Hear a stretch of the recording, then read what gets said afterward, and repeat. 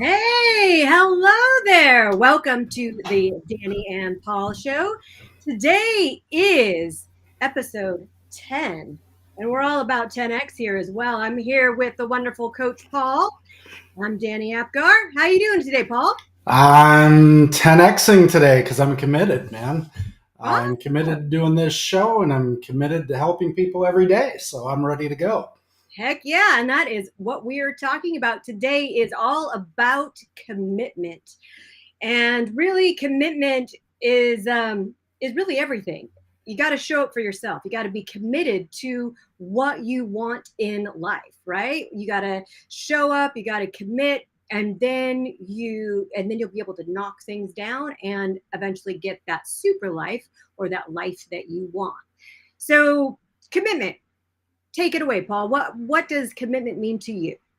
Well, I got to tell you, I'm gonna tell a little story here because we talk about all the client wins and all that stuff when we're on the show, and very rarely do we ever talk about client losses. Well, I'm going to talk about a client loss today. I do some subcontracting for a larger organization, and so I take some of their clients on. And I one client through that organization who paid quite a bit of money for their coaching program. And it was a 6 month program. And they showed up to 20% of the coaching calls. 20%. So, and we had our last call this week. And, he texted me before the call. He says, I'm going to be on the call today. I'm going to be on the call today. I want to get as much as I can out of this call today. And so I got on the phone and I said, hey, what's going on? How you been doing? We haven't talked in like 4 sessions because you haven't showed up. So, and he said, well, my truck broke down and this happened and that happened. And I haven't been able to get on the calls and I haven't been able to, you know, uh, do the work. And right now I'm short of cash. I don't have enough cash and I got to go figure out to get cash. And I was like, wow. And I said, and I just kind of got point blank with him. And I said, you know why this is happening, right? And he goes, no, no, just everything goes wrong. I said, no, everything is going exactly the way it's supposed to be going. It's because you haven't committed to do the work that it takes to get where you want to go. And I said, so now you're stuck at the end because you've been distracted by, all the things that are going on and you haven't shown up. And he says to me, he goes, well, Paul, I made the phone calls like you told me to, and I kept hearing no. And hearing no that many times, he says that it just affected me. I ended up sitting in my chair and watching TV rather than making the calls. Now you go, thank you. You're proving my point. You weren't committed. I said one of the things that you have to realize is that if only 10% of 100 calls says yes, that's still 10 people that you're doing business. So if you get 90 no's up front, you're just working your way through that 91st call that's a yes. You have to commit. You have to commit to the process. You have to commit to yourself. Mm-hmm. And he got off the phone. He's taking all those notes, and I hope he comes back to the programs and is committed so that we can get where we're going. Because I have a similar client who does the exact same thing on the opposite side of the country, and they started about the same time. And this guy's tripled his revenue, and this guy's gone broke. Yeah. Oh, interesting. Interesting. You know, I, So, yeah, so commitment is key. it's and it's hard. I mean, ultimately, we all have days, and I've had days through my career where I was beaten up and I sat in front of the couch and ate a bag of potato chips and watched a couple of movies. Right. Absolutely. But the next morning, I got up and recommitted. And I think Yeah. that's part of it is recommitting on a daily basis. What Yeah. do you think? Yeah. What do you think? It's definitely okay to lick our wounds, but it's what matters is getting back up. If because nothing is going to happen by sitting on the couch and just hoping, nothing. And you know, I am a little nervous about these kids growing up these days, because everything is so, you know, on demand and automatic.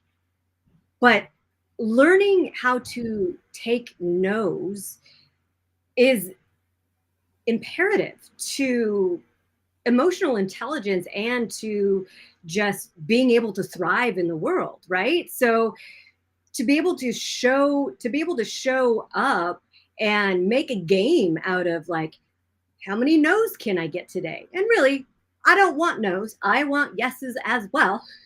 But like, oh, okay, well, there was another no. That means I'm that much closer to a yes. And it really, when they say sales is a numbers game, I mean, life is a numbers game. Because to me, life is sales. I've said that over and over again. And yeah, it's so interesting that you brought up about that client, because I have a new client that was supposed to start this week. Her first meeting was supposed to be on Monday. Monday, an hour prior, she told me she had an emergency, couldn't make it, so I allowed her to reschedule it. I then saw that she was on my schedule twice for this week, and I was like, oh, well, that's not good. And so she picked the day. She's like, oh, I'm sorry, I didn't know which day I would be able to make. Okay, no, one day. And then today I said, okay, so are you ready? We're supposed to meet today. And she was like, well, I'm at the mall, but yes, I can be on. You're at the mall? I was like, okay, well, we will be rescheduling. And, you know, I need you to be focused. I need you to be committed. I need you to be in front of your computer. I need you not to be at the mall distracted. And when you're ready to make the commitment to yourself and to a better life, rebook with me. And I also then gave her some extra homework to do and gave her a little bit of praise because she did do a little bit of homework. Still should have been more, but I didn't want to like totally damper her because we haven't actually had a session yet. But it's like, okay, I already know what's going on in that girl's life. And commitment is a big thing that she gets to work on. Yeah. So what do you think? What do you think? What's a good way to cultivate commitment in yourself? What are the things that you can do to maintain a commitment? Well, I think we first need to start with perhaps like the underlying reasons why people may not commit fully, and that would be, you know, fear. Whether that's fear of success, fear of failure, who knows? It could also be limiting beliefs, and so to be able to talk about that with your coach or with somebody about the fear of failure, success, judgment, whatever it may be, I think will help you know where you need to what hurdles you get over so that you can commit. And I mean, Paul, you may be thinking, well, you either commit or you don't, which goes in my head anyways. But yet there is that fear. And when we talk about the fear and we talk about and we shine a light on that fear, and then we take action and then we commit to that action, then the ball starts really rolling. Yeah. No, I would agree. I think one of the, as you're talking about, I think about a lot of things, and I think about when I was younger. Floating through life, not really knowing where I was going. Um, and it makes me think that, A, I didn't have goals at the time, right? Goals were kind of foreign to me, but even after I did, it was tough to commit. And I found out over time it was because the goals weren't big enough. Mhm. They didn't get me excited to lean in to whatever it was I was doing. It was the goals were take it or leave it goals. Yeah, I don't know. Yeah, be nice. Yeah, opportunity costs going to the beach Mhm. as opposed to doing what needed to get done, or there's a really good movie on the TV that I wanted to Or the see mall. and it's on, or I never had a shopping addiction, so that's definitely not it. Maybe go in the mall to go to a movie, um, but sometimes just a the goal's not big enough, or the goal's so big that you can't build the process to get to the goal. So, a lot of that is, it's kind of funny. I've taken 3 clients. I said, let's go back to kindergarten. And what I want you to do is break out 2 giant sheets of parchment paper and break out your kids' crayons and draw out where you want to be. And then draw a line back to where you are and start filling in all the things that you need to do to get to where you want to go. Mm-hmm. It's And like a fun it's, exercise. Just I have these really big sticky post-it notes that are huge. I think I may do that with my nephews. yeah, just get in there and start filling it in.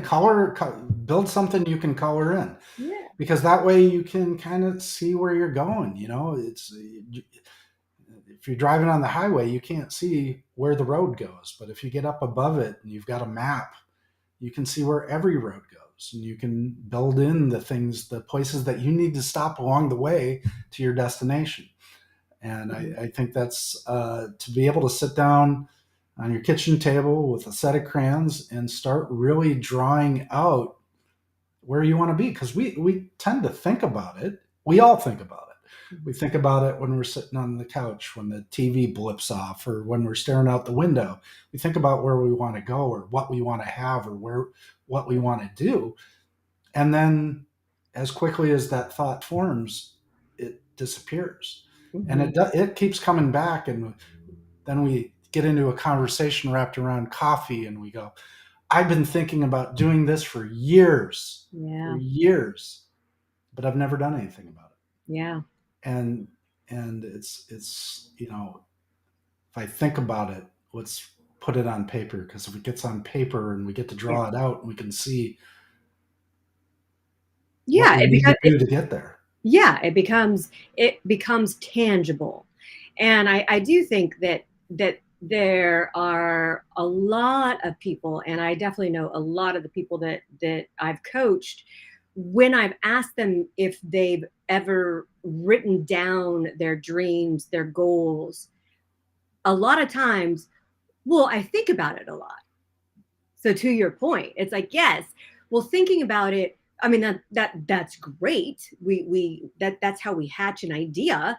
However, by putting it on paper, that really does then allow us to have that roadmap to where we want to go. And I think there's a difference between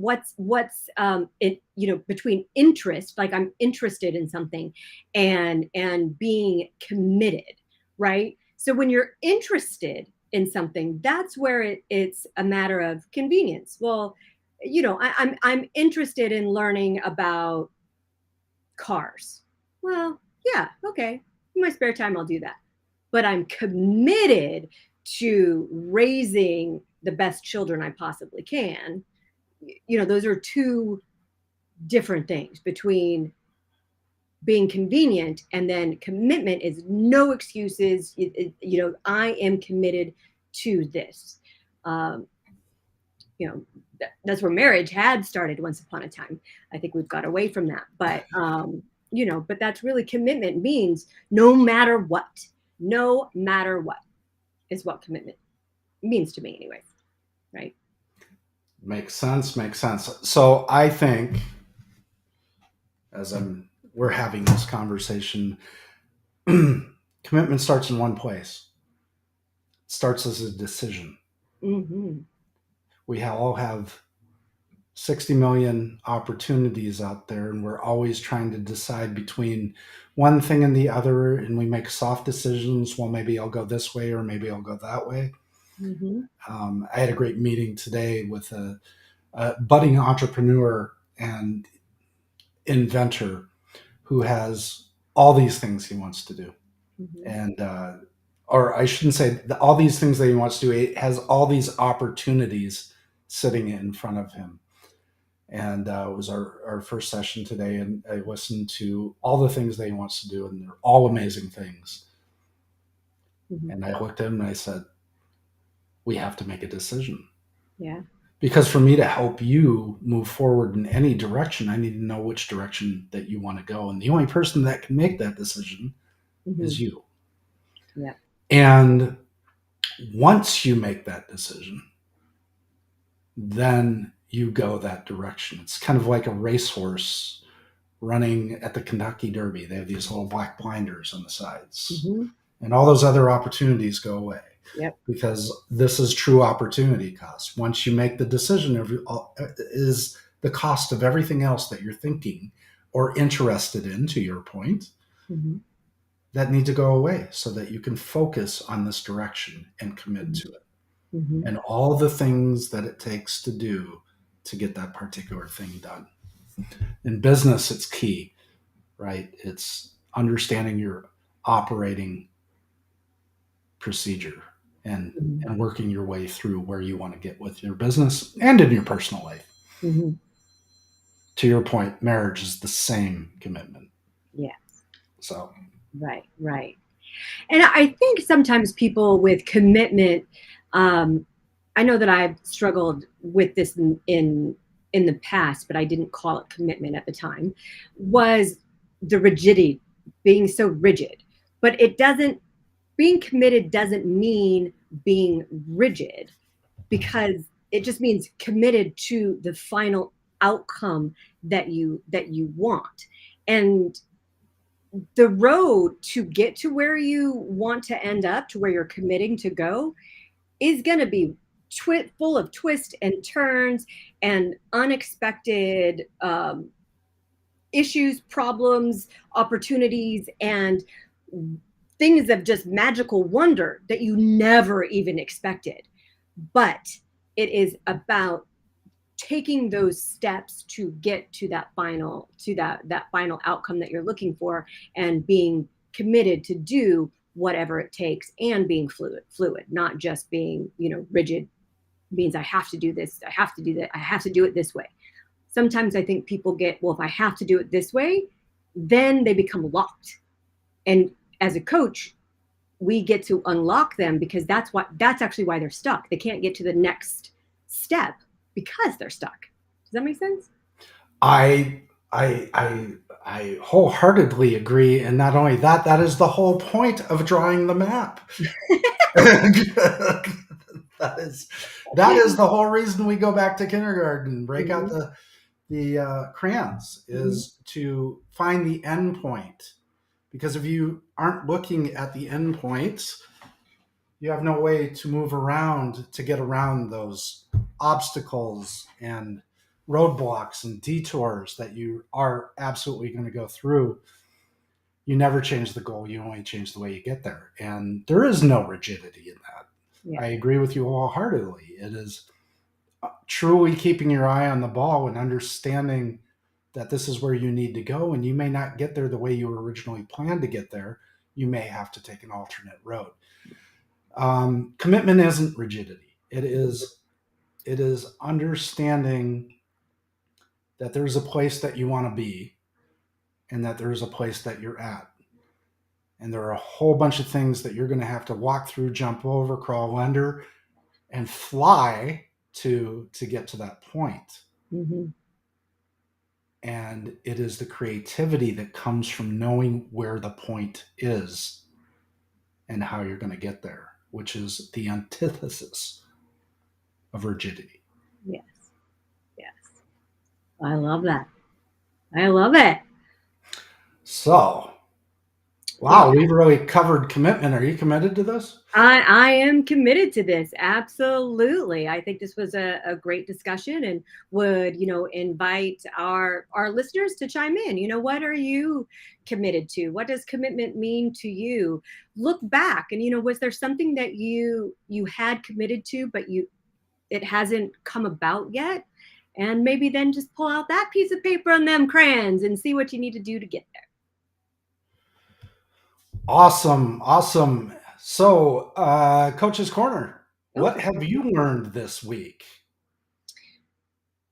let's see.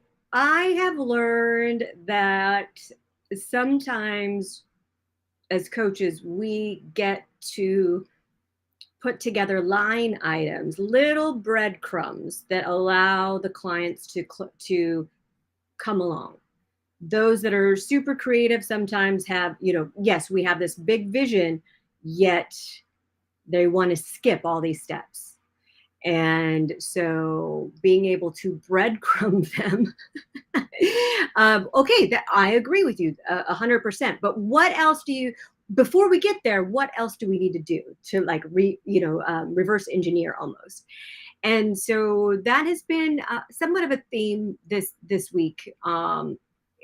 Different in different scenarios, but still it has been taking it back to basics, um, so that they can get done what they need to get done, so they can take that next step that's going to really open the door for them.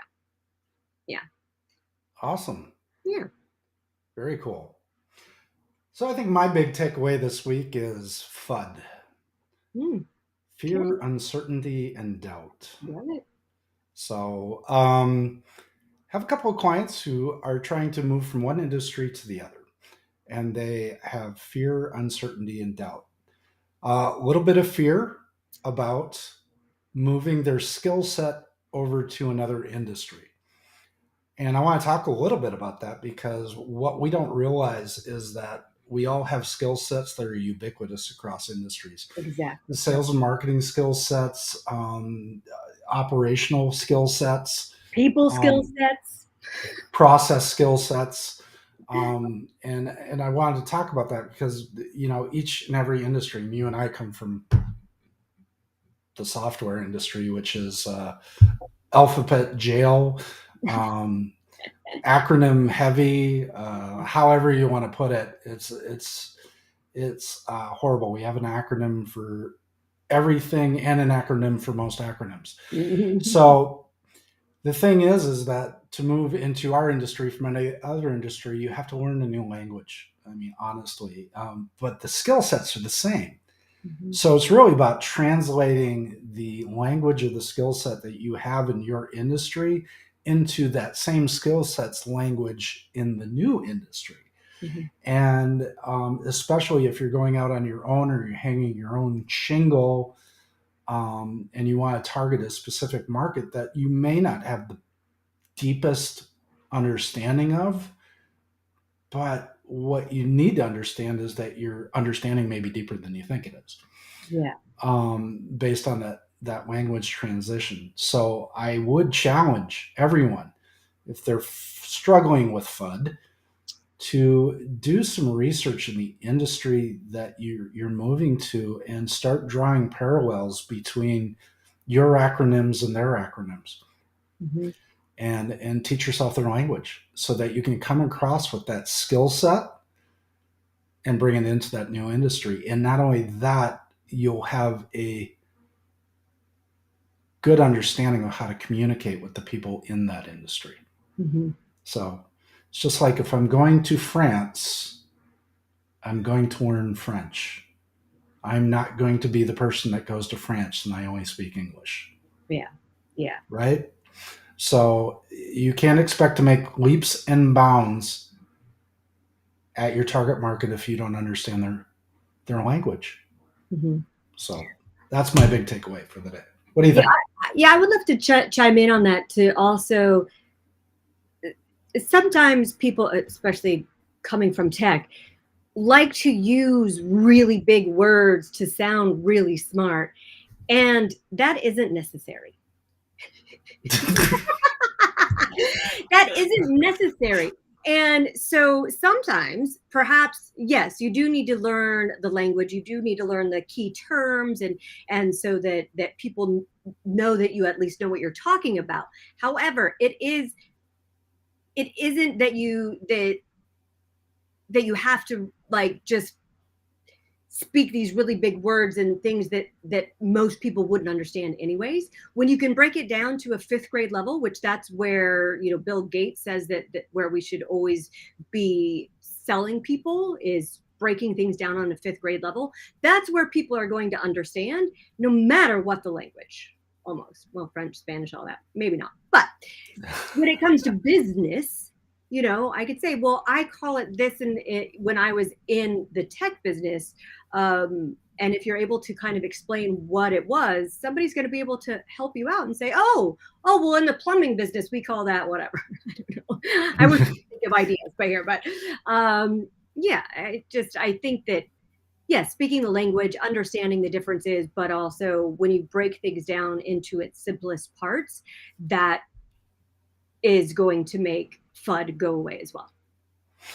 Yeah, well, that's true from the standpoint of communicating on a general perspective, but also I want to restate that if you're going into someone else's house, it's probably good that you understand their language. Agreed. And specifically when you're making that jump from an industry to industry perspective, that expecting them to communicate with you uh, in your way may not be the best way to jump into that industry and make headway right out of the gate. Yeah, So it's really a lot about understanding your audience at the end of the day. I agree with Bill Gates. If you're speaking to a crowd of, you don't know who's in the crowd, absolutely. It's called the least common denominator. Yeah. And we're going to speak at the lowest level that we can possibly so that we can get the message across. But if I'm doing a presentation to 100 neurologists and I am speaking to those guys, I'm going to speak in their language. Otherwise, I'm never going to get it across at a fifth grade language. By the way, they'll walk out on me. So it is true to both points. Yes.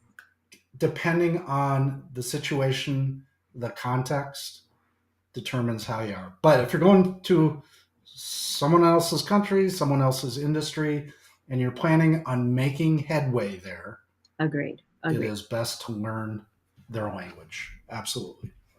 So cool. I'm going to close with that. Do we have anything else today?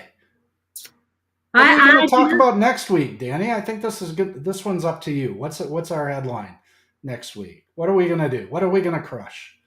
Oh boy. I'm throwing you under the bus right now. So yeah. How about, we talked about commitment, so accountability comes up. How about collaboration? Well, let's talk about collaboration next week. We'll talk about collaboration next week. All right. So if anybody wants to join the show, they got something to talk about wrapped around collaboration, please shoot an email out to paul@clevelandrain.com or Dani at coachdaniepgar.com. There you go. So another Thursday gone. I am off to Ohio State. I'll be at the Buckeyes football game on Saturday. So looking forward to a grand old time with the daughter at school. So. All right. Well, have a great day. Make it a great day. You too. Everybody take care. Thank you.